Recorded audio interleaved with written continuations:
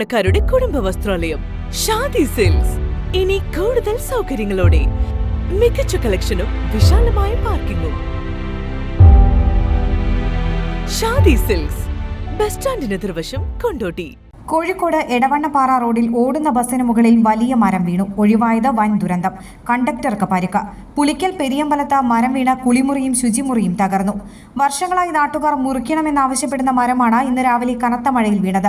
എടവണ്ണപ്പാറയിൽ നിന്ന് രാമനാട്ടുകര വഴി കോഴിക്കോട് പോകുന്ന മുബാറക് ബസ്സിന് മുകളിലാണ് മരം വീണത്. ഉടൻ വാഴക്കാട് പോലീസ് സ്ഥലത്തെത്തി.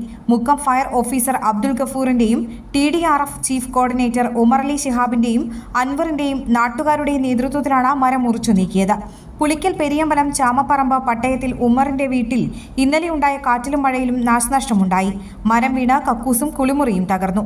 വിവിധ മേഖലകളിൽ മരം വീണ് നാശനഷ്ടമുണ്ടായിട്ടുണ്ട്. Air 1 news, Kondotty. നന്ദിയുണ്ട്. ഇന്നോളം എത്തിയ ഞങ്ങളുടെ ഈ സുവർണയാത്രയിൽ നിങ്ങളുടെ ഓരോ ആഘോഷങ്ങൾക്കുമൊപ്പം ഞങ്ങളെയും ചേർത്ത് നിർത്തിയതിന്. Beauty mark gold and diamonds, specially for U.